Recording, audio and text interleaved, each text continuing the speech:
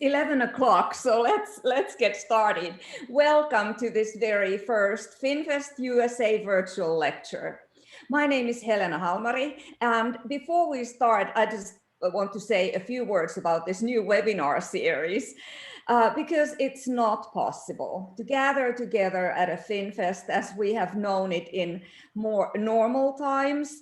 The FinFest Board of Directors has decided to build a series of webinars so that we can still stay in touch with one another. Typically, a FinFest takes place over a long weekend once a year. What we have done now is taken that programming and stretched it over an entire year, 2021. We want to continue to serve the FinFest community, and we're very happy to see that so many people, you, have answered the call and come here to this virtual space to celebrate Finnish America, Finland, and the Finnish American diaspora. FinFests have always covered a lot of ground in terms of programming, and we have tried to replicate that in these virtual events. There are actually two series of events alternating every other month. First, the lecture series, which starts today and is organized in collaboration with the Journal of Finnish Studies and sponsored by Sam Houston State University.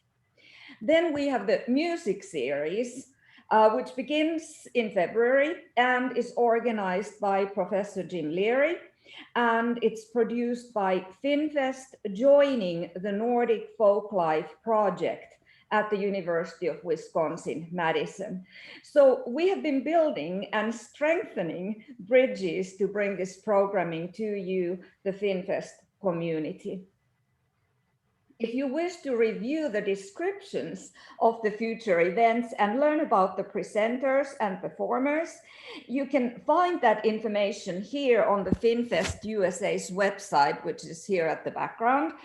And here you can RSVP. So here's the virtual lecture series and the music series, information about that, and the events calendar. So here we have the first lecture, which starts today. And here you can RSVP for the events just by clicking on the event and then RSVP. Then after you have RSVP'd for the events, you will about a week before the event, you will receive to your email the Zoom link and passcode. For instance, here you can sign up for our February event, this one here, and that's a music event, the first music event with Ralph and Jaana Tuttila and Lauluaika. I hope to see you there in a month. The time for the lectures and music performances will be the same for all events every month, the last Saturday of each month at noon Eastern Time, 11 a.m. here in Texas, Huntsville, Texas, 9 a.m. Pacific Time, and 7 p.m. Finland time, and then everything beyond and in between that. Because our audience and presenters come from around the globe, we have tried to make it possible for all to attend at a reasonable hour. But if you sometimes cannot make it to the live event, no worries, the programming will be recorded and can be viewed then later on FinFest's website. These events are free for everyone. We do, however, encourage you to make a donation to FinFest USA to support its efforts in bringing this programming to you. We thank you for all the donations in advance from the bottom of our hearts. Before I introduce our speaker, let me remind everyone to keep your microphones muted. I think they are automatically muted for this event because it's not a meeting, it's a webinar, and we've got a lot of people here. We'll take questions and comments via Zoom's chat function. So to ask a question or to make a comment, go to the bottom of your screen, open the chat, The chat space appears then on the right of your screen or somewhere on your screen. Type your question at the bottom of the chat space and then click return to post your comment or question. I will serve as the moderator and will present your questions and comments to the presenter at the end of the lecture. And now, let me introduce our first presenter, Dr. Sharon Franklin-Rahkonen. Dr. Sharon Franklin-Rahkonen received her PhD from Indiana University in Bloomington, where she specialized in Finnish history. Her dissertation was entitled Jewish Identity in Finland. While working on her dissertation, she and her husband lived in Finland as Fulbright scholars for 2 years. She has since made several trips to Finland in multiple functions, for instance, to visit schools, the National Board of Education, and the Ministry of Education.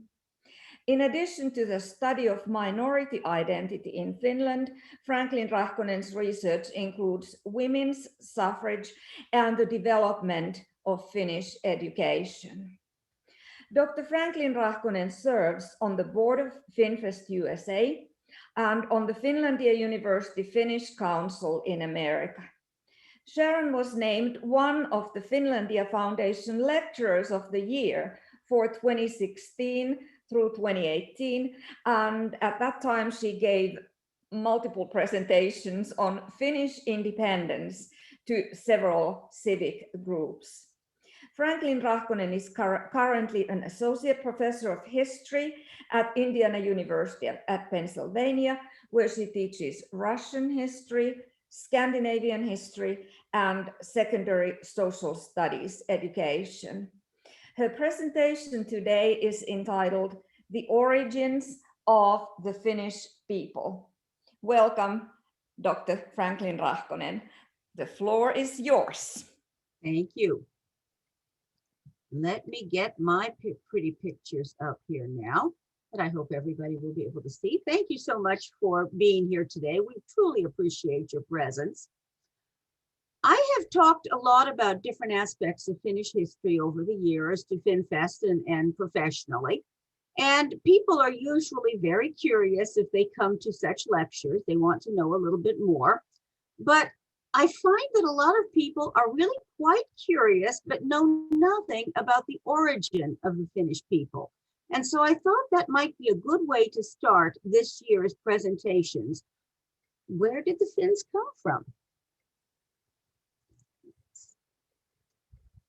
Where did the ancestors of the Finns come from? What makes them different from their neighbors? And here, of course, we see our Nordic map with our Finland over there on the eastern side of the Nordic countries. And we know, those of us who paid any attention, know Finnish is a different language. Finland is a little different from its neighbors. How so? Where does all of this come from? Well, we're going to go back now into prehistory. And I'm not sure if the general audience knows what prehistory means. Generally, people are a little puzzled. They think, oh, real old. Well, usually, yes. But prehistory actually just means before written records. And so by that definition, there are still peoples on the planet today that are on the verge of being prehistoric. They don't have their own written records. And when people adopted written records does vary from culture to culture. In the case of our Finns, they really are not writing down things themselves about themselves, about their own country until about the Reformation or the century of the Reformation. So prehistory is really before that, but we still have some hints in written records starting, 10th century. And so I will do first prehistory and then early written records. Prehistory, this is our prehistoric Europe, you see. And you might recognize the shapes of the countries, but you probably don't recognize the terms I've got planted on top of them. This is really old. We are going back now about 3,000 years before Christ. We are 5,000 or more years ago. And at this time, a prehistoric people was in Finland, much of Finland and the East Baltic and Russia, called the comb ceramic people. But you also see, you don't see anything here called England or over here called France either. This is before any European can really be traced. Prehistory tells us a lot because we can look at archaeological evidence and see a little bit about people. But there's another way that historians study this prehistoric era, and that's through linguistic evidence. And using linguistic evidence, we can trace the ancestry of the language speakers, our Finno-Ugric language speakers, back. See, here's Finland, if you want to follow my cursor right over here. This, of course, is Russia. Here is the famous Volga River, which dumps into the Caspian Sea and connects over here to the Black Sea. Here's our huge Ural Mountains, which technically are sort of what scholars say anyway, divide Europe from Asia. About that same time period as the map before, 3,000 years ago, 4,000 years ago, our ancestors started out probably right in here. This area between the Ural Mountains and the middle bend of the Volga River, probably around in here. They began moving, and they moved in different directions. A few of them went east of the Ural Mountains. Most went further west. Quite a lot going in this direction, northwest. Some went southwest. And of course, this movement did not take place quickly. We're talking about thousands of years of movement. And I'd like to quote a famous professor of Finno-Ugric linguistics, Professor Raun. And his son was a history professor at Indiana University, a famous historian. If the idea of a narrow homeland is abandoned, it becomes possible to postulate the Finno-Ugrian region as a long band of thinly populated settlements, perhaps stretching from the Urals to the Baltic area in northeastern Europe.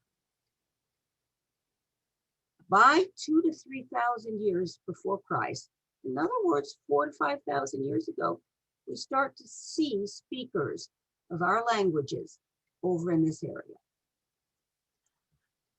Now, who are these people? Are these Finns?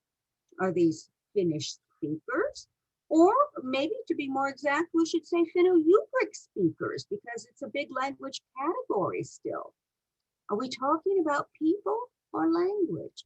And what is the difference between the two? The difference, we all know if you stop and think about it. At least Americans know. I suspect everybody else does too. If we stop and think, if I speak to an American audience right now, how many of you speak English as your first language? If I ask everybody to raise their hand, I'm going to get quite a percentage, right? Generally, only people who come from the mother country, that first generation, speak that language as their preferred language. Generally, within a generation or two, English is your preferred language. So, does that mean you're English or an English speaker? See, there's a difference, isn't there? So, are these ancient peoples who appeared in our East Baltic area 2,000 years ago or longer, are they Finns or Finnic language speakers? A little more to puzzle here. Let's look at our trees.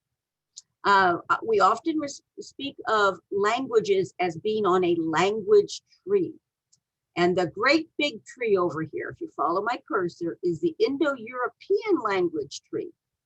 And it's huge. It dominates the forest in many ways, at least our section of the forest. And it goes in two major directions, towards Europe and towards the Middle East and India, Indo-Iranian direction. And if we go in the direction of the European large limb, then we go out onto a very big branch called the Germanic Branch. And if we go along the West Germanic bit and get to the Anglo-Frisian branch, the real big twig out here, or bunch of leaves, is English. Now, as you probably know, if we take a detour back again, we can go on the North Germanic limb and find our relatives, Swedish, Norwegian, and Danish, and these are our linguistic relatives. Huge tree.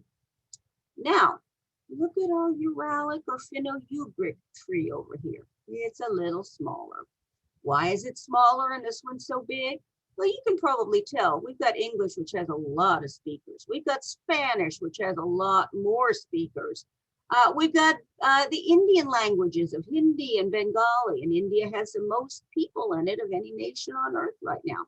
That's why our tree here is really big. It's the number of speakers.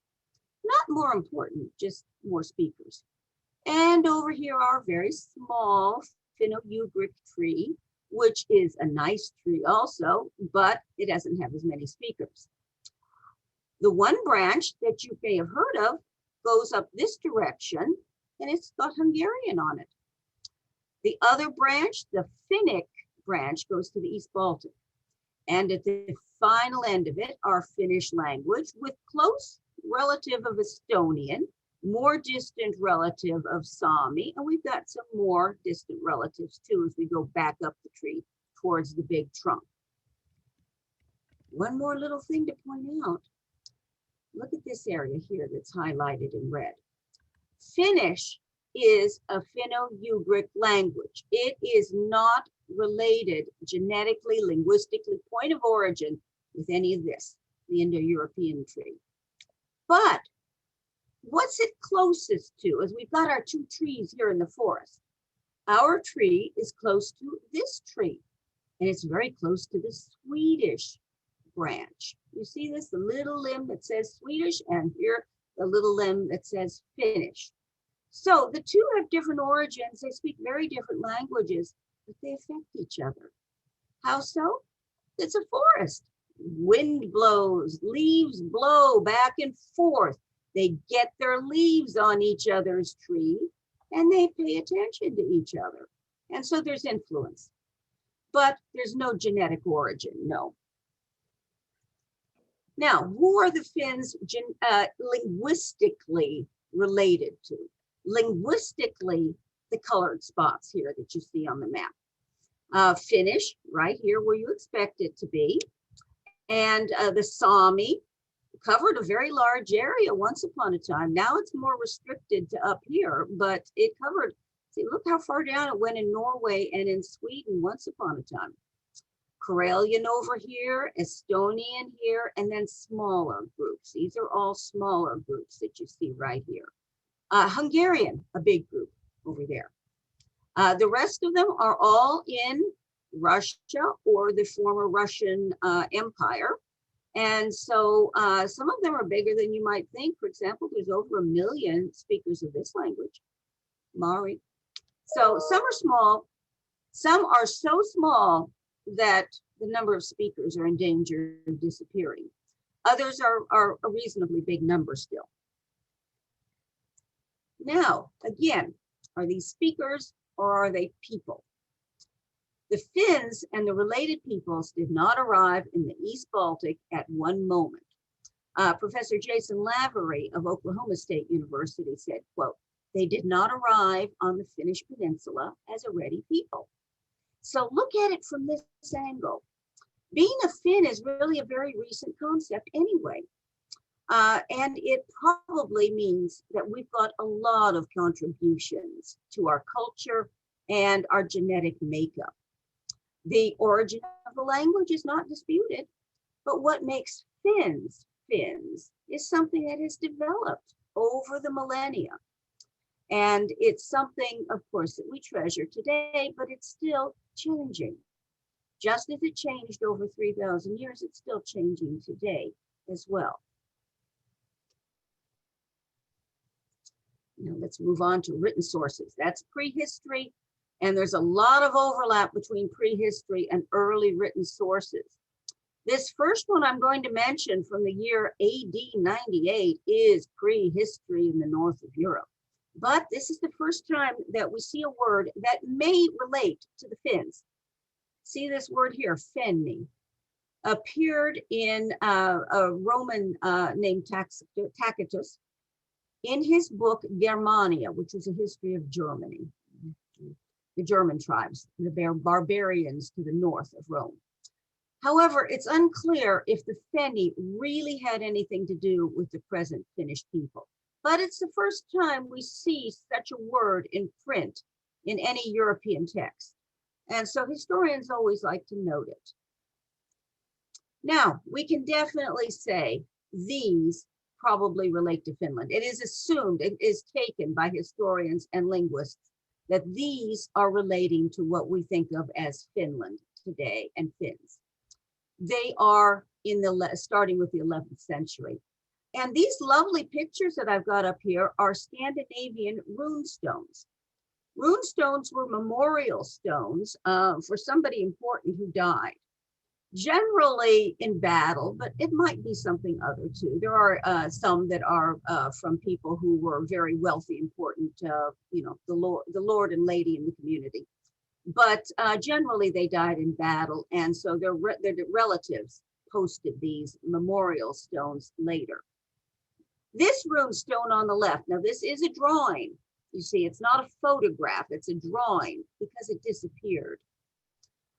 It has been dated to the 11th century, but it disappeared from sight sometime before 1830. When scholars went back after 1830 to find it again and look at it again, it was just gone, and nobody's seen it since. But before that, scholars did make careful drawings of it. And so we feel comfortable saying that the Finland mentioned here is probably Finns. And this was located on the east coast of Sweden, facing Finland. This one, more confidence with steadily. This is from the island of Gotland. I'll show you on the map in a minute. It is dated to be somewhere between 1200 and 1250, and it mentions Finland. And we feel fairly comfortable of that.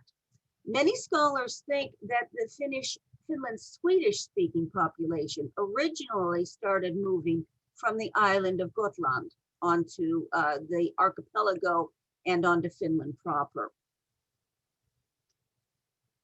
Okay, here's a good map. And here's Finland up here and Sweden, and this island down here is Gotland. And so you can see it. Let's talk about another source that is used for much more than information about ancient Finland. It's a 9th century Viking explorer, Ofere, who described some of the people that he met on his northeastern ventures. Clear up over here. Now, where he lived was probably in this area right up here, and it's big, I know.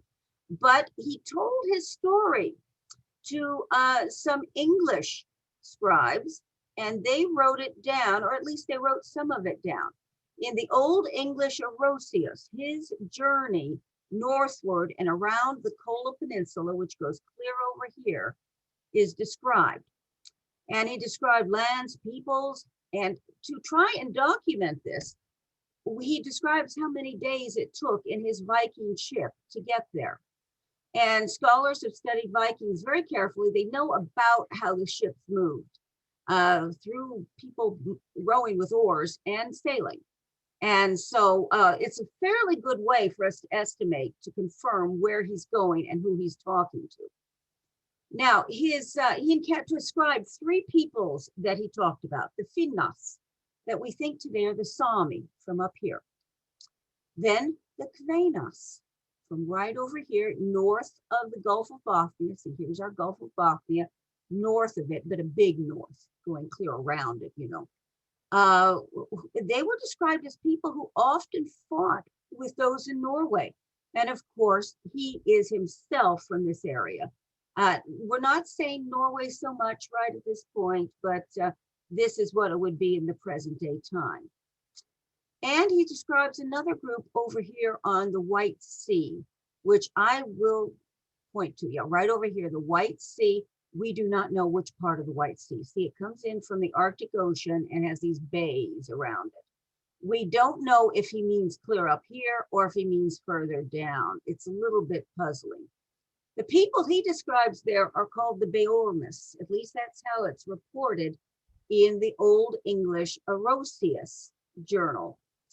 And he said that they spoke a language very similar to the Sami up here. Could be, could easily be. The Cavenos, let me focus on just for a minute. The Cavenos people are probably a Finnish tribe that extended quite a ways, we think. Now, this term, and it's usually spelled KV instead of CW, it's not clear whether he's always describing Finns or Sami and whether some of the other sources are describing Finns or Sami. The Sami, remember, did come pretty far south at one point, and it was our ancestors of Finns, the Finnish tribes that sort of pushed them back up to the north. But there's a lot of land and a lot of different tribes, and we're not always positive when we're seeing foreign accounts who they're talking about. They didn't speak the languages well, if at all. So many references to this big Finland. And historians today generally assume it's a Finnish tribe that we're talking about, because all of the Finns are still in tribes at this point. We've got to go many centuries into the future before we start thinking in terms of a nation or a nationality emerging. Now, see the word here, Finns? We are probably referring to the Suomalaiset, the Finns, because this area is called Finland proper in English, has that's where the term comes from. There are also a group called the Hami in here, and of course Karelians out over here, but there's other tribes as well. So probably the Kven were a tribe of Finns. Now there's a lot of other medieval sources, sagas, chronicles, and such, that describe wars. Now they're foreigners, they're written by Swedes and Russians, and they describe wars between the 8th to the 13th century. So we're covering quite a bit of time here. Clearly, there were repeated wars between the Swedes and the Finnish tribes and the Russians and the Finnish tribes during these centuries. And then by the 14th century, suddenly nothing. No further records of independent Finnish military activities. We assume at this point that that's evidence that the tribes have been conquered and that conflict has stopped of that sort. And from this point on, we generally speak about conflict between the Swedes and the Russians, with Finland being the battleground.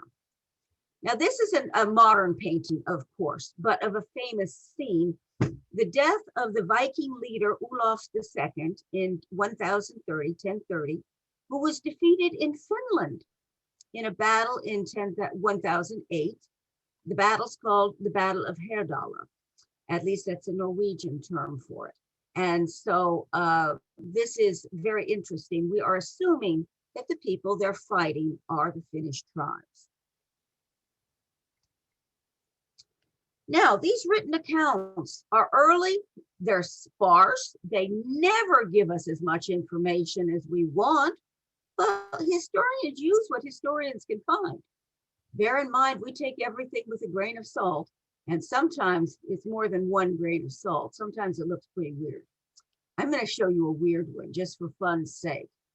The 11th century geographer, Adam of Bremen, wrote strange things.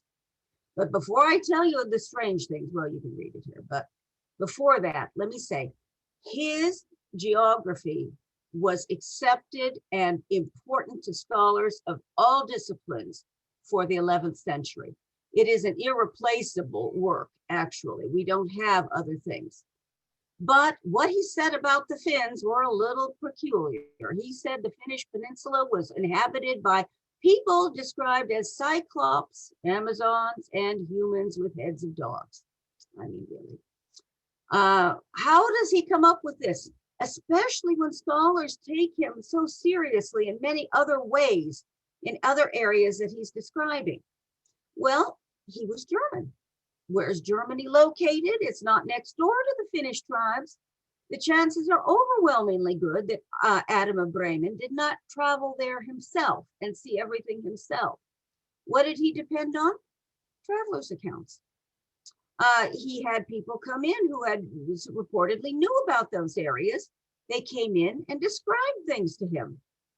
And perhaps he paid them to describe things, his informants. And why was there misunderstandings? Well, stop and think. It's not hard to imagine, really. Adam was a multilingual person, very well educated for his time, but there are limits to how many languages anybody knows. And it may easily be a miscommunication. Scholars often point as an example of this possibility that the Swedish word for women is close in sounding to the word Finn, meaning that Finnic tribe. And so that might help lead to misunderstandings. Also, maybe some of these people wanted to make a good story. We don't know who all of his informants were. He got information from various sources and we don't know. And so if Adam is paying them for describing the geography and the population, well, maybe they exaggerated on purpose. One doesn't know.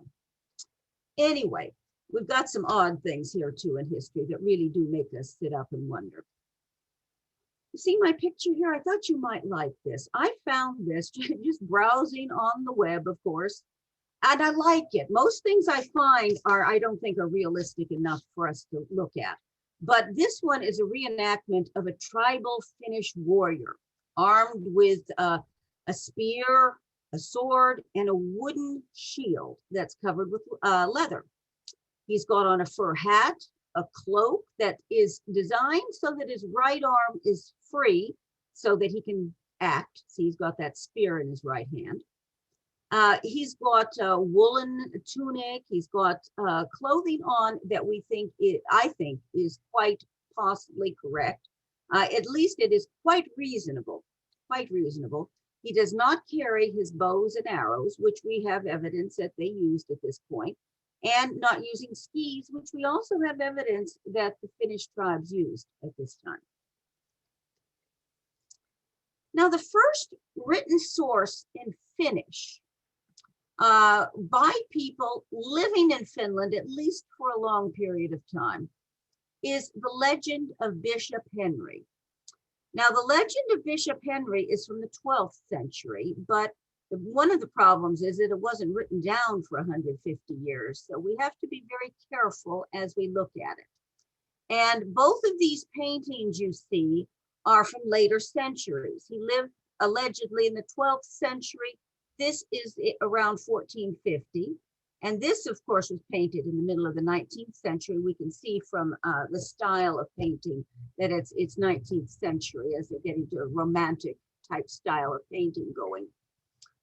Bishop Henry was from the British Isles, an English priest who went to Sweden in 1153, and we have some records indicating that that may be the case, might have been made Archbishop of Uppsala, might have been, and led a mission to Finland, missionary activities to Finland, where there were already Christians. For 200 years, missionary activities had been going on. But according to legend, he traveled with the king of Sweden, Eric, and they also had battles going on, which is that part is quite easy to follow. That one we can accept. But the authenticity of the accounts of Henry's life and ministry are widely disputed. There are no historical records of his birth, existence, or death that we can draw on. So the first time something was written down, the legend, let's use that term legend. The first time the legend was written down was about 150 years later in 1298. And so we have to be very careful what we accept as fact. What we know for sure is that this had an important impact on Finland.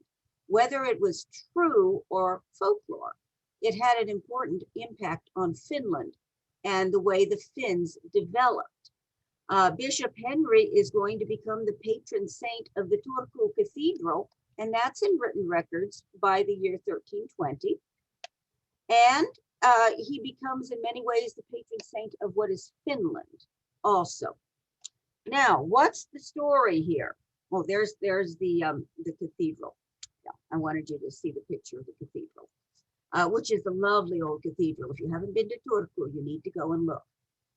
Okay, the murder. Well, Bishop Henry was alone, according to the legend, traveling in January, and it was very cold, of course. And he went to a farm where the farm owner, the peasant farmer, Lalli, was absent, and the farm wife, Kerttu, later told her husband that Bishop Henry behaved very badly. He was not an invited guest. Yet he came around and without permission or paying for it, took food straight from the ovens, beer straight from the cellar, hay for the horses, and burned things afterwards. And Kerttu, the farm wife, met Lalli when he came back and reported this to him. Now, she lied. We don't know more. This is the legend, is that Kerttu lied to her husband Lalli, but Lalli was so outraged that his hospitality had been abused that he put on his skis and chased Bishop Henry down to the lake. See here, we have this reproduction right here. Chased him down to the lake, frozen, of course, because it's in January, and took his axe and chopped him up. He took the holy man's hat, which is called a mitre, see this right here, and put it on his own head.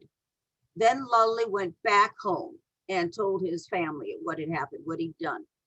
Now, when Lalli's mother questioned him for details, especially about where'd you get that hat on your head, he tried to take it off, and according to legend, his scalp went with it, and so he bled to death. An appropriate, fitting end for a murderer, according to our legend. And in this medieval painting from the Church of Taivasalo from 1450, we see him, the bishop standing on top of him. Henry's veneration as a saint and his relation to King Eric seems to have emerged at least by the mid 1290s, because we start to see written sources afterwards. Generally today, we consider this to be a fabrication, that we don't know the man actually existed, but his impact on the history of Finland has been noticeable. Now, I thought if this interests anybody, some general reading in Finnish history. I just put down 6 things. 2 of them are old. 1 and 3 I studied with when I was in university, although this is a more updated version, the 1989 version of Jutikala's History of Finland. And John Vuorinen, whose name you might have heard of, wrote, in the 60s. Some things about the ancient Finland have been updated since then, but it's a good general history. And anyway, I always thought that they were good for me to study from when I was in graduate school. Jason Lavery's History of Finland is far more recent, 2006. It's very readable, and it's not excessively long for non-historians who just want to get a general idea of what's happening. The same thing about Fred Singleton's A Short History of Finland and David Kirby's A Concise History of Finland. They're short. And so if you don't want 1,000 pages to skim through, you might want to start with that. I do not have Mainander's book on my shelf, and I'm sorry about that, but I know it's recommended. Oxford University Press usually only prints good stuff, and it comes highly recommended, even though I've not used it myself. So I thought that might be useful for you. And if you want me to email some of this to you, just write to me and I would be happy to do that. Thank you very much.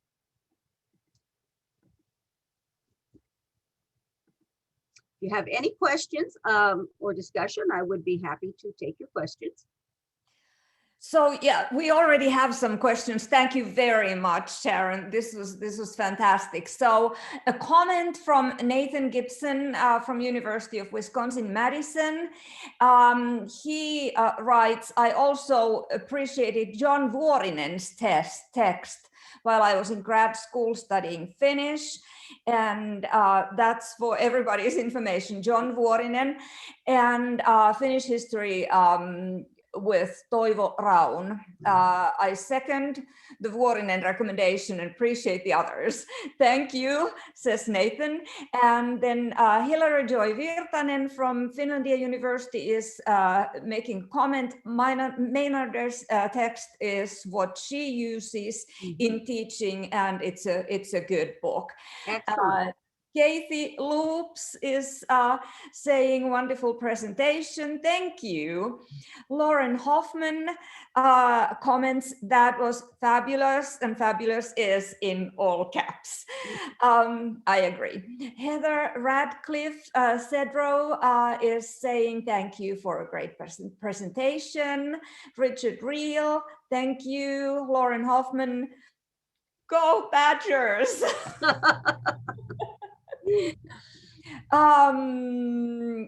James Keskimäki is asking to get the book list, and James, we will be posting, this is all recorded, and we will be posting this on FinFest USA's website. The entire presentation might take, sometime next week once we get it converted and then posted. So it's coming up there. Probably also on Journal. Did I say Journal of Finnish Studies? No, FinFest. I correct myself. So FinFest's website, FinFest USA's website, and FinFest's Facebook page also. So you will be finding them there, James. And Laura is thanking everybody. Jane Keskimäki, thank you. You are a fabulous teacher. We all agree, Sharon. Your presentation was extremely clear and wonderful. Kim is thanking for interesting information. Jari Nikkola, and I have a feeling that Jari is from Turku. So he's writing Henrik Meinarder's top-notch, Meinander is a top-notch historian, no doubt about that. Lisa Lambert is saying this was awesome, and she is writing from Massachusetts. So we have New England represented. Sally is writing, thank you. You filled in some things I have heard over the years. John Sweeney, thanks for an interesting and unique lecture. Go Badgers, indeed. Something must be going on also in the sports world, I guess. So fantastic, says Susan Brown. Kiitos from Hermosa Beach, California. I love this virtual presentation. Brad is saying the Varas and Brad in Austin, Texas. Hi to Austin from Huntsville, Texas. Thank you for a great presentation. Amanda Irvin, what a great start to FinFest 2021. Thanks everyone for making this happen. James Keskimäki is acknowledging that and everybody, you can find this presentation then on the FinFest's webpage and probably also Facebook page. Gunnar is writing, I have read that Finnish language is related to Korean. Is this true? Do you want to address that, Sharon? Yeah, the answer is no, it's not. Yeah, linguist, I agree. Yeah. Start by understanding that the human mouth can only make a certain number of sounds. We can make a lot of sounds, but it's probably limited. And so humans in different parts of the planet will make similar sounds. Some will not make this sound, others will make this sound, but it's limited. And so if we have some sounds that are similar, it's quite often an accident because our mouth and vocal cords can do it. linguistically, there's no relationship to any of the Asian languages, which have their own trees, as a matter of fact, separate trees in the forest. Yeah. It has been asked before if Hawaiian is related because it's got a lot of vowels in it. And people who travel to Hawaii see all the vowels and want to know if that's related to Finnish. And the answer is no, it's not. Again, that's just how somebody heard the sounds and wrote it down. But yeah, Finnish has got a lot of vowels too. Yeah, it is. Those are interesting speculations, and as you said, there is also space for coincidence if there are similarities. But these some languages are just typologically more consonant vowel, and Finnish is typologically like that, avoiding consonant clusters. Yeah. Okay, so we've got some more comments here. Heather Rinne is saying so special. Thank you. Helen Haapala.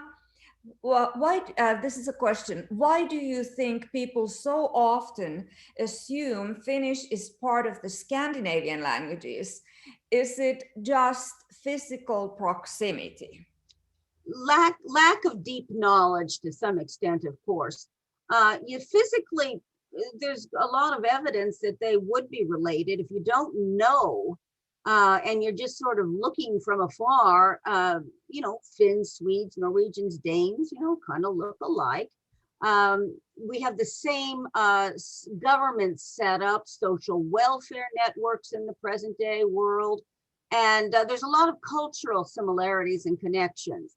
And so since Norwegian, Danish, and Swedish are very closely related, and Icelandic related sometime earlier, it is easy enough to ask next, is Finnish also related? But the answer is no, it's not. Someone just asked too, if I could, since we're talking about this, someone asked about Basque. Basque has no relationship. Linguists are fascinated by Basque. It may be on its own tree, for example. There's no known relatives. It's located in the mountains between France and Spain.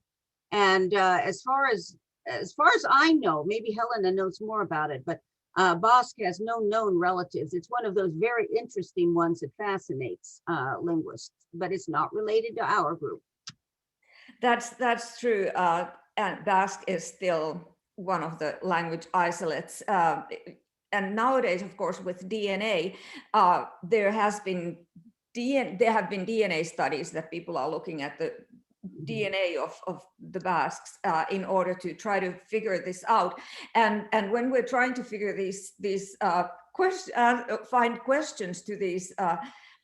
find answers to these questions, it's a good combination that DNA research, linguistics, and archaeology just kind of get together and can get a better picture of what has been going on in these prehistoric times. So Calgary, Lena Booth is thanking for an interesting presentation. We will be posting to Jean Savage, we will be posting the list of books, yes. Lisa Lambert is asking, did the people who migrated to Finland bring culture as well as language? That's a good question. The easy answer is no, but that's not exactly correct, fully correct either, because culture comes from a lot of different sources. It is something that is evolving over the centuries, and from as people move from place to place, encounter other peoples, other ways of doing things, not only do they intermarry, but they borrow cultural things. But we have a little bit of evidence that some things may have come with them across the big Russian plain. For example, sauna.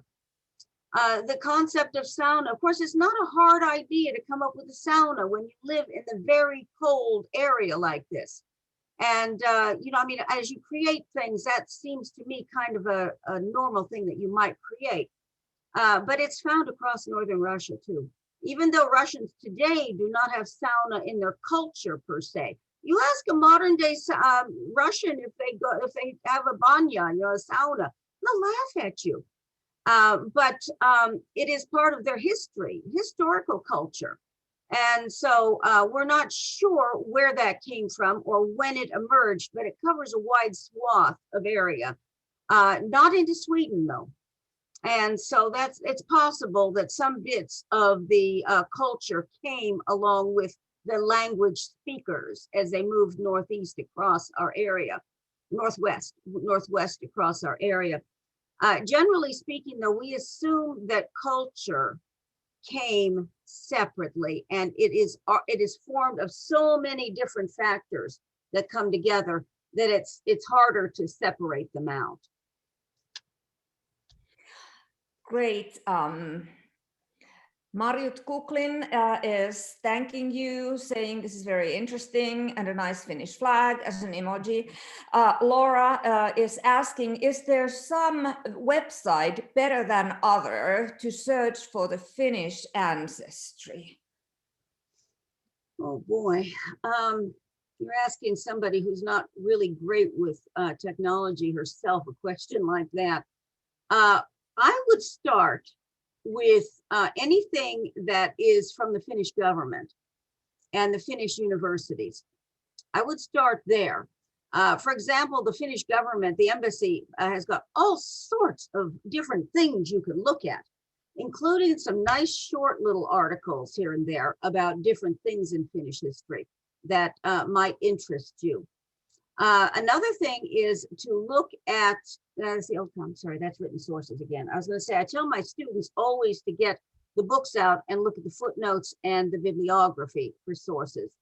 But just something easy to look at on the web, look at the source it comes from. If it is from the Finnish government or a university, it's likelier to be good. Look at who maintains the site. If a professor from a university maintains a site, you probably got a good chance of it being all right. Okay, great. We've got plenty of questions left and plenty of comments. To Ruth Kallio, I would say yes, the postings will include the PowerPoint slides as well. David McNamee is writing terrific information. I'm working on a family history of the Winbergs, my maternal ancestors. What might be a reading to learn more about life in, is this Portom, Finland in the late 1800s? This might require a longer answer, I guess. Maybe you should email me with the question and I can take some time in answering it. That might be a good way to do it. That's a good idea. Yeah. David is also asking, what were christenings and baptisms like? To my knowledge, they didn't evolve all that much. It's still the same procedure that the church did. Whether it was Roman Catholic or Lutheran, the Lutheran tends to follow the same procedure with the pastor, putting a little water on the baby's head. We don't have any evidence of any other kind of, except the usual Roman Catholic or modern day Lutheran baptism. Until we get to other religions in Finland, of course. And when we have other religions in Finland, then some of them do it differently. Nowadays, of course, one can find all sorts of religions in Finland, including some that have the person immersed to be baptized. But if we're talking about history, there's typical Roman Catholic and early Lutheran. Thanks. Kelly is saying, when I did a DNA test, it was able to tell me a quote unquote exact percentage of how Finnish I am. Could not do the same with other nationalities. How is it that Finnish DNA is so distinctive? I don't know that I can answer that. I have wondered myself about these things. I wonder how good they are. It seems interesting. Both my daughters wanted to do this. So, we paid the $100 and they got tested. In some ways, I guess it's good, but in other ways, I really, really am not sure at all that I can comment on it. But let me say a couple of things. If you have a population that is rather isolated over a long period of time, they will have genetic markers in common with each other. And the Finns fit that.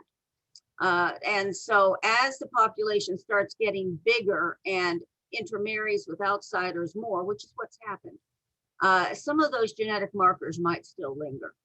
And there have been interest as a historian, I just look at the results of what the scientists do. I don't understand it so well, but there are other interesting points in human history where genetic studies have shown historians that yes, this people are related to this, and yes, they came in this direction because they've got certain genetic markers.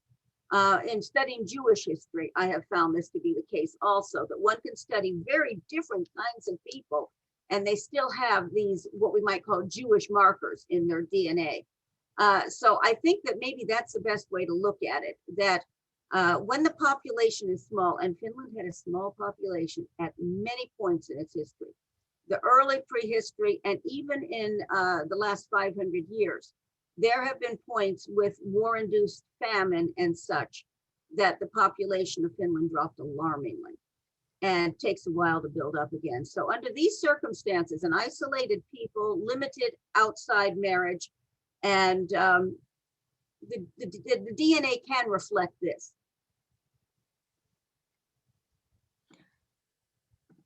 Okay, we've got plenty of comments still. From Marianne, here's a comment that I presume this is FinFest USA, included your Finnish costumes photo on the Facebook page.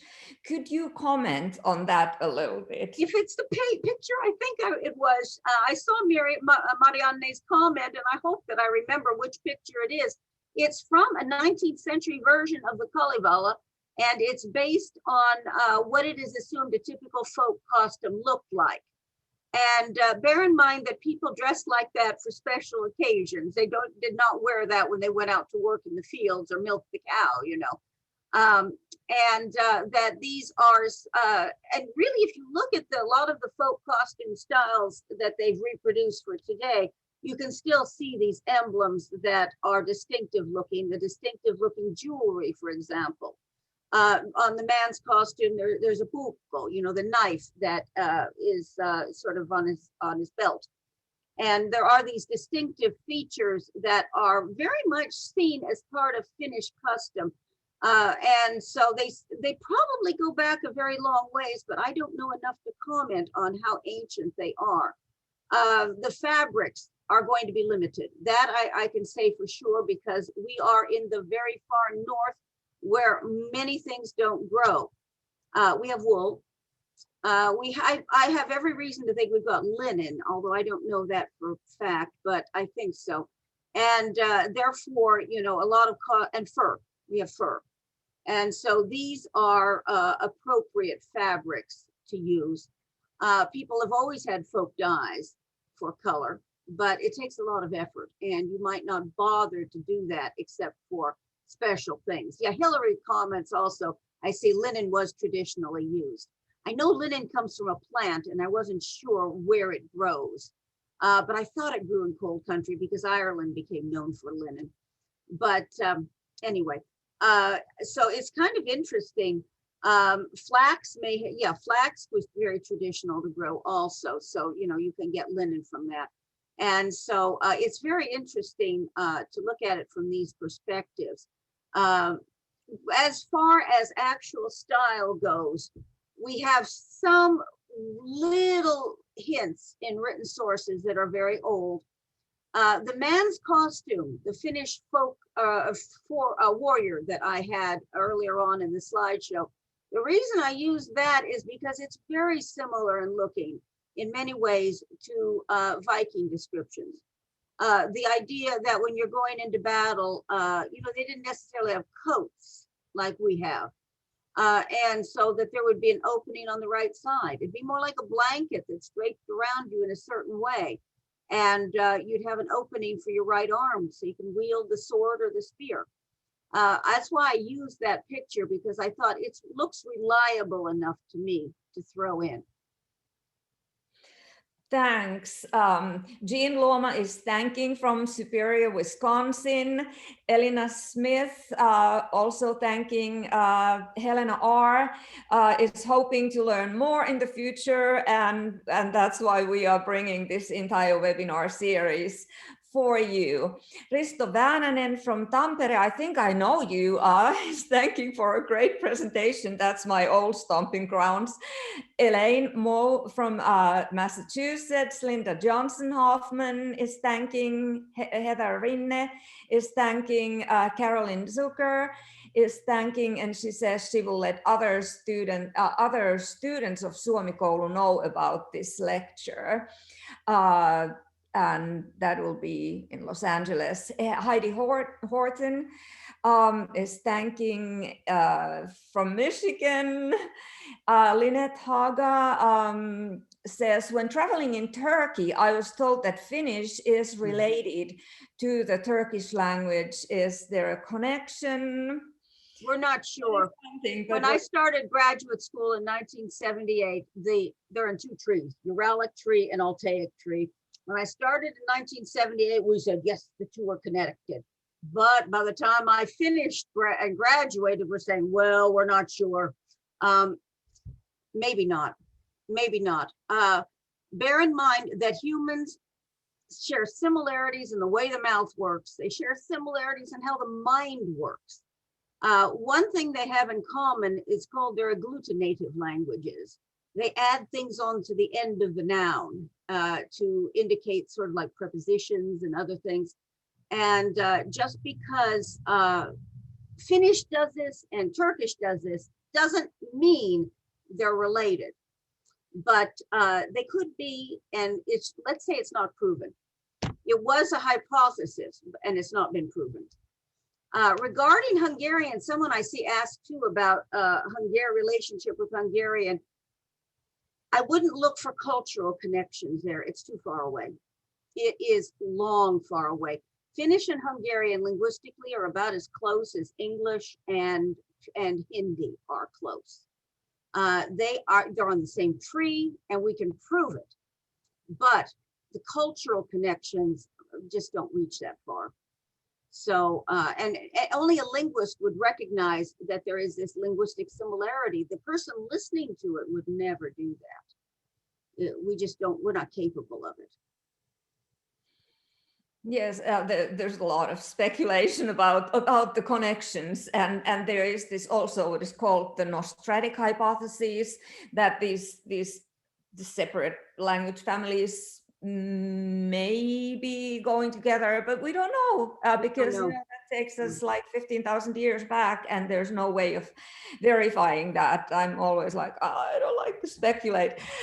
We are out of time.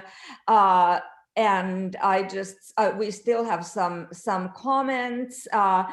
Let me pick up some comments or questions that may be different.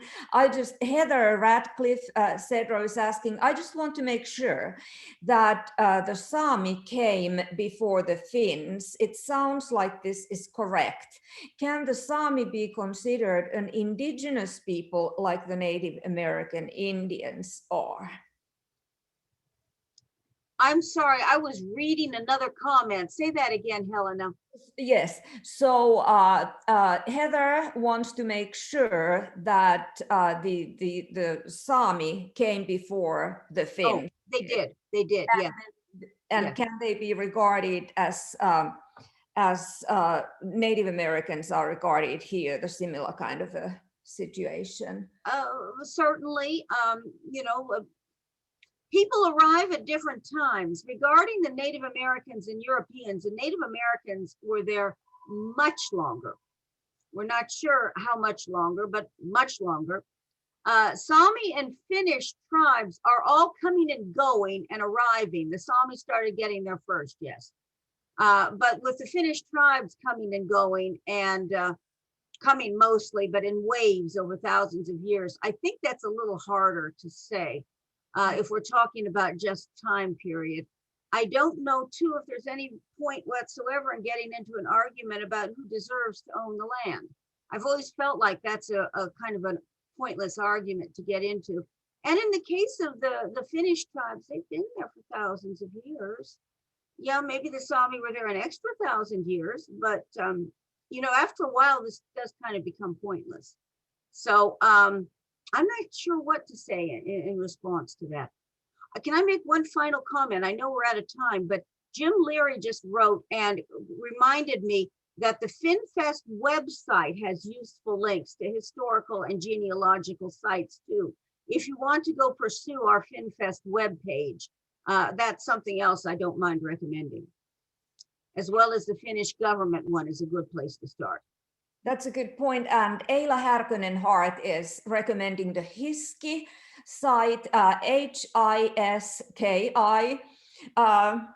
Do you remember that from the HISKI Salomaa person? I know HISKI Salomaa, but I don't know the HISKI website. I haven't heard of this either.